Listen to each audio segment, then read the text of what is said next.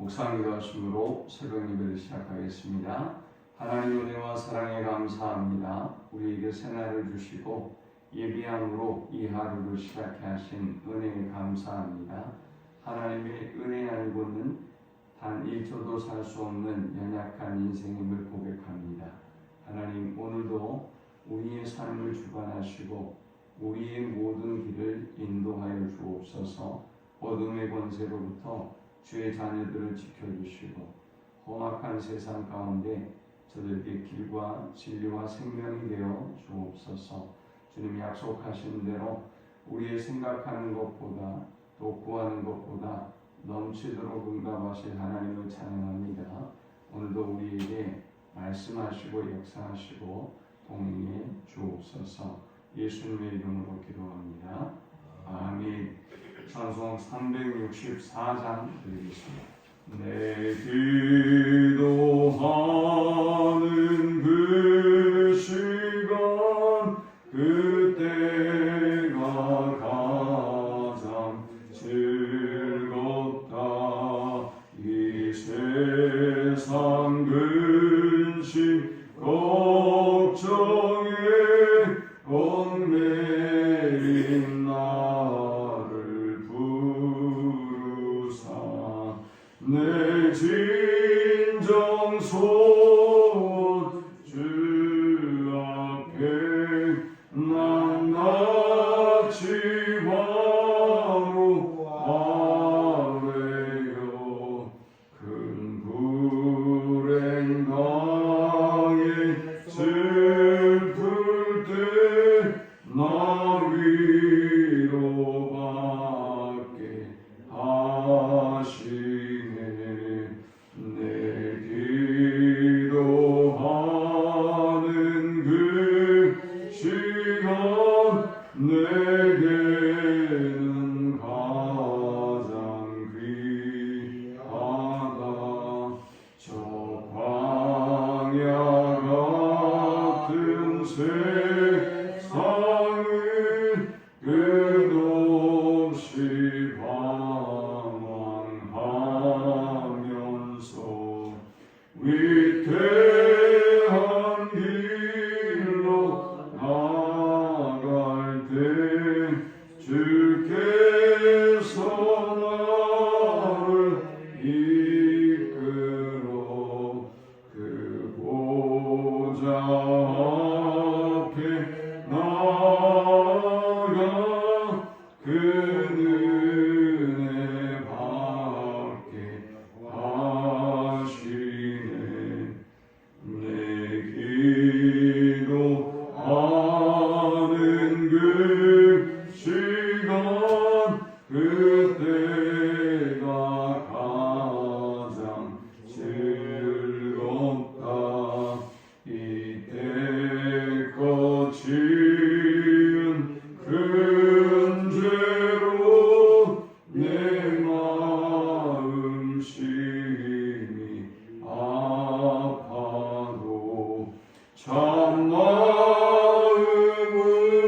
참마음으로 니 붙여 숨김 없이 아뢰면 주 나를 위해 복주사 새 은혜 부어 주시네. 내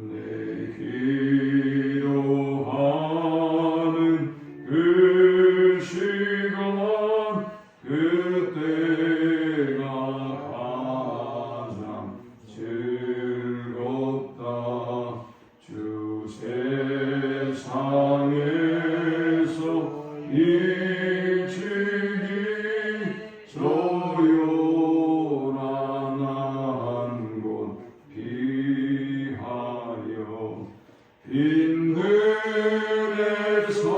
빈들에서나 산에서 온 밤을 새워 지내사 주 예수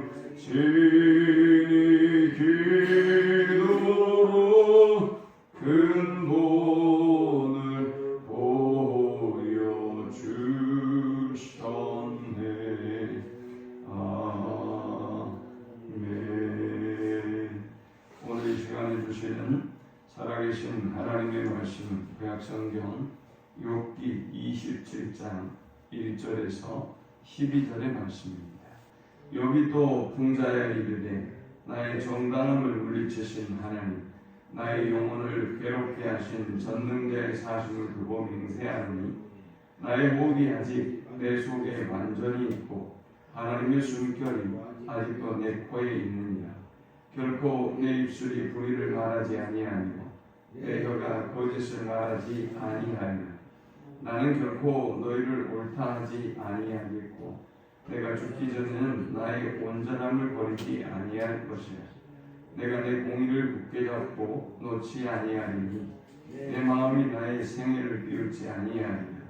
나의 원수는 악인같이 되고 일어나 나를 치는 자는 불의한 자같이 되기를 원하노라. 불경건한 자가 이익을 얻었으나 하나님이 그의 영혼을 거두실 때에는 무슨 희망이 있으랴. 환난이 그에게 닥칠 때에 하나님이 어찌 그의 부르짖음을 들으시랴. 그가 어찌 전능자를 기뻐하겠느냐. 항상 하나님께 부르짖겠느냐. 하나님의 솜씨를 내가 너희에게 가르칠 것이요 전능자에게 있는 것을 내가 숨기지 아니하리라. 너희가 다 이것을 보았거늘 어찌하여 그토록 무익한 사람이 되었는고. 아멘.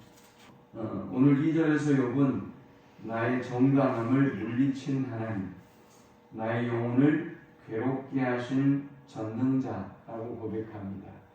이것이 욥이 지금 당하고 있는 고난, 그리고 이 환난에 대한 욥의 이해입니다. 나의 정당함을 물리치신 하나님, 본인은 정당하게 살고 하나님의 말씀대로 믿음 안에 살려고 애를 썼지만 하나님은 그 정당함을 인정해 주지 아니하고 물리치셨다는 것이지요. 하나님 앞에 정직하고 경건하게 또 의롭게 살려고 노력하며 살아왔지만 하나님은 그 정당함을 인정해 주지 않았을 뿐만이 아니라 그의 영혼을 괴롭게 하고 있다는 것입니다. 자, 이러한 그의 인식이 있기 때문에 욥은 이 고난과 어려움을 이겨나갈 수가 있는 것입니다. 내가 잘못한 것이 아니라 저 사람들이 이야기하고 공격하는 것처럼 나의 죄 때문이 아니라 나의 실수 때문이 아니라 이것은 전능자로부터 비롯되었다. 내가 까닭은 이유는 잘 모르지만 하나님께서 지금 나에게 이 고난과 어려움을 주고 계신다 라고 생각하고 있기 때문에 그는 사람들의 이야기가 그를 흔들어 놓지 못했고 또 끊임없이 이 고난과 어려움 속에서 사람들이 조롱하고 욥을 판단하고 정죄하지만 흔들리지 아니하고 하나님을 바라보고 또 믿음으로 기도로 나아갈 수 있었던 것입니다. 3절에 보니까 나의 호흡이 아직 내 속에 완전히 있고 하나님의 숨결이 아직도 내 코에 있느니라. 결코 내 입술이 불의를 말하지 아니하며 내 혀가 거짓을 말하지 아니하리라 했습니다. 이건 무슨 의미의 말인가 하면 욥은 친구들이 이 결과를 보고 욥에게 일어나는 일들을 상상하고 또 추론하고 말들을 만들어내기 시작했죠. 그러니까 욥, 네가 고난을 당한 것은 하나님이 너를 치셨기 때문이다. 하나님이 너를 치신 것은 까닭 없이 너를 치시는 하나님이 아니니 네가 죄를 지었기 때문이다. 그러므로 너는 죄인이다. 이것이 욥의 친구들의 생각이었어요. 또 우리들의 생각이기도 해요. 여러분들 주변에 예수 믿는 사람이 우리의 믿음의 어떤 동지들이 어려움이 생기면 봐, 하나님이 그 사람을 그냥 내버려 두겠어? 분명히 죄가 있기 때문에 그렇게 하실 수밖에. 이렇게 이야기한단 말이죠. 또 이야기하기를 다른 사람이 막 이렇게 형통하고 잘된 모습을 보면서도 우리는 저주에 하나님이 가만 내버려 두지 않으실 거야. 하나님이 살아계시는데 뭐 이렇게 이야기해요. 뭐 이게 믿음의 이야기 같지만 사실은 하나님과 그 사람과의 관계를 우리가 알 수 없고 그 사람에 대해서 내가 그 사람이 되어 그 상황에 있지 않는 한 내가 그 사람에 대해서 알 수 있는 게 없잖아요. 그러므로 함부로 상상하고 추론하고 하는 일은 매우 위험한 일이죠. 그런데 욥의 친구들뿐만이 아니라 우리들 대부분은 그렇게 생각하는 거예요. 아, 저 사람에게 고난이 있는 걸 보면 반드시 저 사람에게 잘못이 있어. 그러니 회개하고 하나님께 돌아가야 돼 라는 것이죠. 그런데 욥은 뭐라고 얘기하니까 나는 결코 불의를 말하지 않겠다. 이 말은 내가 너희의 말을 듣지 않겠다는 거예요. 내가 너희의 말을 듣고 내가 거짓을 인정하지 않겠다라는 것입니다. 내가 거짓을 말하지 아니하리라 했습니다.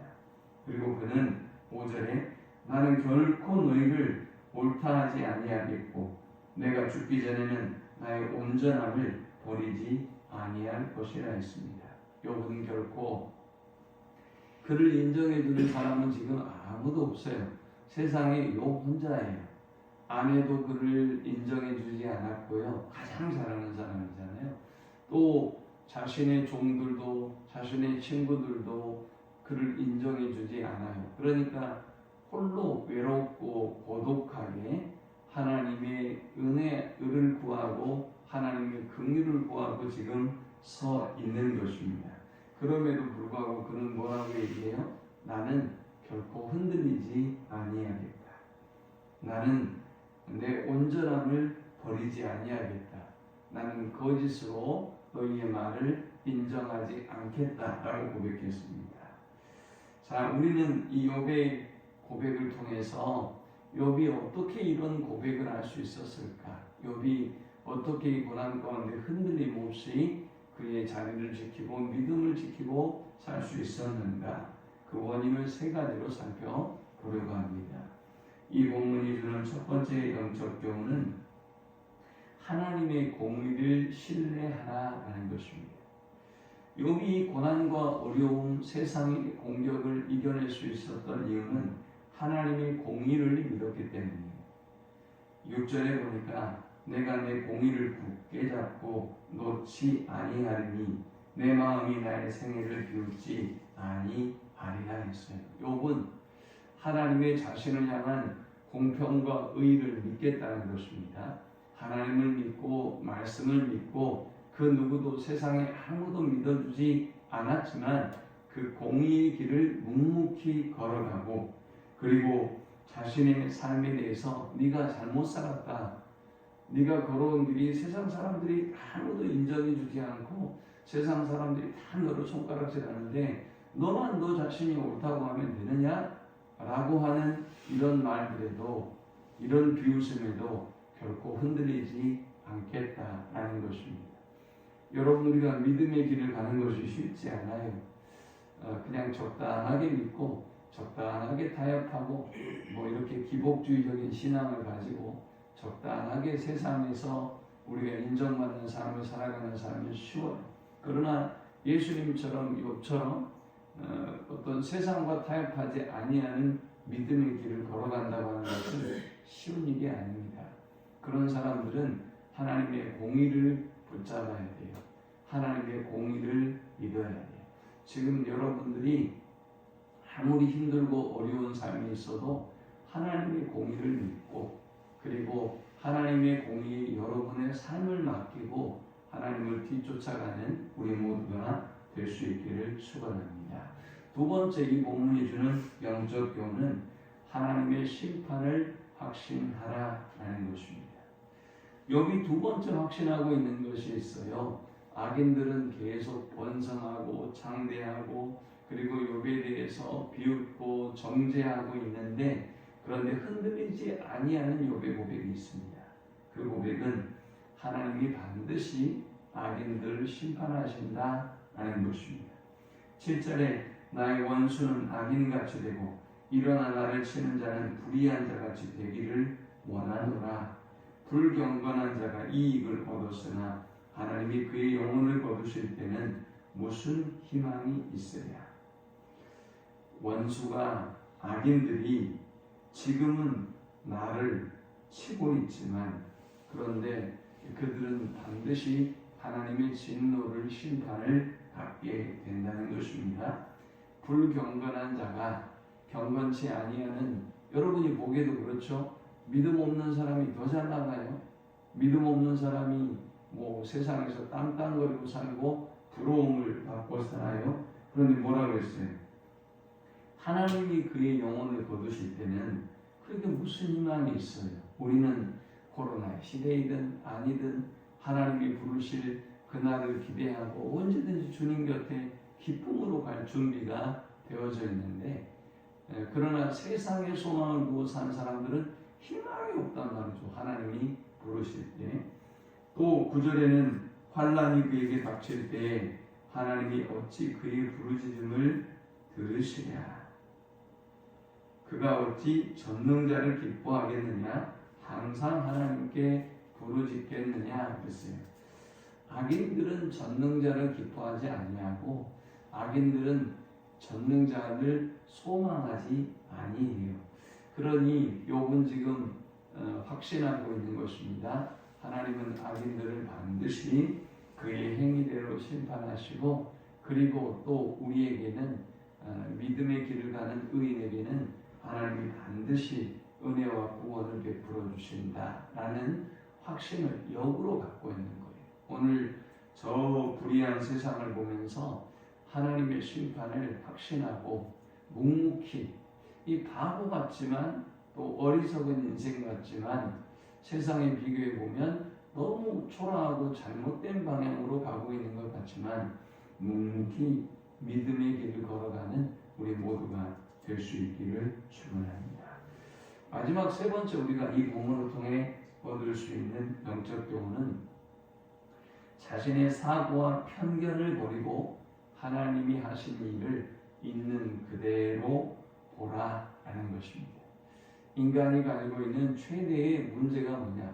여러분이 태권도를 배워도 피아노를 배워도 이전에 여러분이 가지고 있는 습관과 생각을 다 버리게 만들어요. 그래야 배울 수가 있는 거예요. 예수님이 제자들을 부르실 때도 배와 그물을 가지고 거기에서 잘 먹고 잘 살면서 나에게 한 번씩 와봐 라고 말씀하지 않으세요. 이들이 무슨 훌륭한 제자인 것도 아니고요. 예수님을 처음 봤어요. 근데 예수님이 뭐라 그랬죠? 배와 그물을 버려두고 나를 따르라 라고 말씀하셨어요. 필연적으로 버림이 있어야, 자기 부인이 있어야 주님을 따를 수가 있는 것입니다. 그런데 우리가 여전히 세상을, 또 세상의 것들을 주님보다 더 사랑하면서 주님을 따른다? 그건 불가능한 일이죠. 그런데 자기가 이런 자기 생각과 자기 편견과 자기 욕심으로 가득하면서 주님을 따를 수가 있느냐? 안 되는 거죠. 배울 수가 없는 거예요. 주님의 말씀이 들리지가 않는 거예요. 내가 원하는 것, 내가 듣고 싶은 것, 나에게 이익이 되는 것만 받아들이고 믿는 것이죠. 여러분이 자기 편견이, 이 자기 생각이 하나님을 믿지 못하게 하는 거예요. 하나님을 자기 좋은 대로 믿도록 만드는 괴물을 만들어버리는 거예요. 그건 괴물이 아니에요. 그건 괴물이에요. 성경적인 신앙이 아니에요. 그건 구원 얻을 수 있는 믿음이 아니에요. 내가 만든 신앙에 불과한 것이지요. 무서운 거 뭡니까? 무서운 건 지난 주일의 제 설교처럼 자기가 의롭다고 생각하는 거예요. 이것이 무서운 거예요. 자기가 옳다고 생각하는 거예요. 이것이 무서운 거예요. 그래서 이들이 주님 앞에 나오지 않는 거예요. 그래서 이들이 주님의 말씀 앞에 엎드리지 않는 거예요. 그래서 회개하지 않는 거예요. 안 아프니까. 그러나 진짜 믿음 좋은 사람은 어떻게 합니까? 하나님, 제가 죄인입니다. 저를 불쌍히 여겨주십시오. 저에게 은혜와 긍휼을 베풀어 주십시오. 날마다 회개하며 기도하죠. 그리고 날마다 하나님 앞에 엎드려서 모든 것을 공급받고 하나님의 은혜라고 감사하며 살아가죠. 12절에 보니까 이렇게 말씀해요. 하나님의 솜씨를 내가 너희에게 가르칠 것이요 전능자에게 있는 것을 내가 숨기지 아니하리라. 너희가 다 이것을 보았거늘 어찌하여 그토록 무익한 사람이 되었는고 했습니다. 이들은 하나님의 솜씨, 하나님이 욥의 생애 가운데 일하시는 모든 걸 보았어요. 욥의 생애 가운데 일하는 하나님의 솜씨와 역사를 보았어요. 지금 고난도 욥에게 어떤 의미이고 욥이 어떻게 싸우고 있다는 것도 알고 있어요. 그런데 이들은 자기 생각으로 가득 찼습니다. 어떤 자기 생각이요? 욥은 지금 고난을 당하고 있다. 고난은 하나님의 심판이다. 그러므로 욥은 죄인이다. 라는 추론이에요. 상상이에요. 이건 잘못된 생각이죠. 제가 욥기서를 강의하면서 그런 말씀 드렸잖아요. 아니 땐 굴뚝에 연기 날까? 이 말이 맞는 얘기 같죠. 그러나 틀린 얘기예요. 왜 틀린 얘기일까요? 자, 제가 한번 증거를 대볼까요? 그렇다면 역으로 아니 땐 굴뚝에는 연기가 나지 않죠. 아니 땐 굴뚝에는 연기가 나지 않는다. 이렇게 추론할 수 있겠죠. 그러면 연기 나지 않는 모든 굴뚝은 아궁이에 불을 떼지 않는다 라고 말할 수 있겠죠. 그런데 어때요? 이 집들이 다 아궁이에 불을 떼요 안 떼요? 다 떼요. 다 떼는데 여러분 연기 보셨어요? 연기 안 나잖아요. 한 집도 연기 나는 집이 없어요. 연기가 안 보이는 거죠. 그러니 연기를 보고 그 집에 불을 떼는지 아닌지를 추론하면 위험하다는 것이요. 물론 연기가 나는 집은 불을 떼지만 불을 떼는 집도 연기가 안 날 수 있고요. 그 다음 안 나게 할 수도 있는 거예요.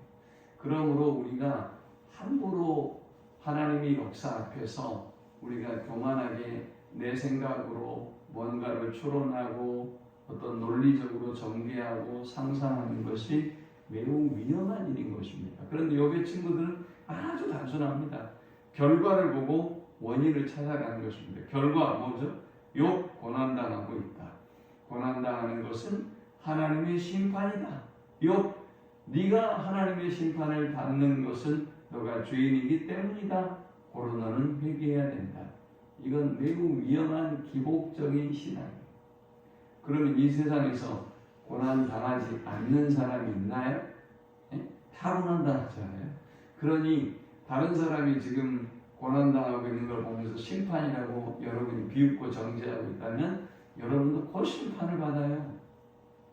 언제 어떤 심판이 임할지 몰라요. 그러므로 우리가 함부로 다른 사람의 고난에 대해서 정죄하고 판단하는 것은 위험한 일입니다. 그러므로 우리는 내 생각을 버려야 해요.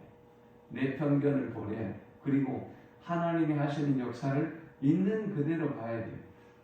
욥이 진짜 하나님의 축복과 은혜를 받고 하나님이 저렇게 도우시고 함께 해주시는구나. 욥이 시련을 당하고 있어요. 욥이 이제 지금 고난을 당하고 있어요. 이걸 심판으로 볼 것이 아니라 하나님이 욥에게 고난을 주시는구나. 어떤 이유와 목적과 계획이 있겠지? 있는 그대로 보면 되는데 사람은 자기 신학을 가지고 자기 생각을 가지고 모든 생각하고 해석하려고 하니 이 친구들과 같은 오류를 범한다는 거죠. 오늘 이 말씀을 기억하면서 하나님의 역사를 있는 그대로 받아들일 수 있는 우리 모두가 되시기를 축원합니다. 하나님 감사합니다. 귀한 말씀을 통해서 은혜 받고 깨닫게 하심을 참으로 감사합니다.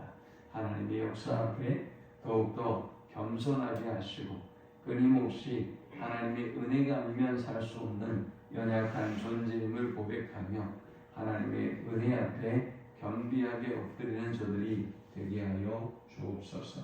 어떤 고난에도 어려움에도 결코 흔들리지 아니하는 우리가 되게 하여 주옵소서. 예수님의 이름으로 기도합니다. 아멘. 지금은 우리 주 예수 그리스도의 크신 은혜와 성부 하나님의 극진한 사랑과 성령의 인도 교통 충만케 하심, 하나님의 역사 앞에 더욱더 겸비하고 어떤 고난과 사람들의 정죄와 심판과 말 앞에서도 결코 흔들리지 아니하는 믿음의 길을 걸어가기를 소망하는 모든 주의 백성들의 머리 위에 이제부터 영원토록 함께 있을지어다. 아멘.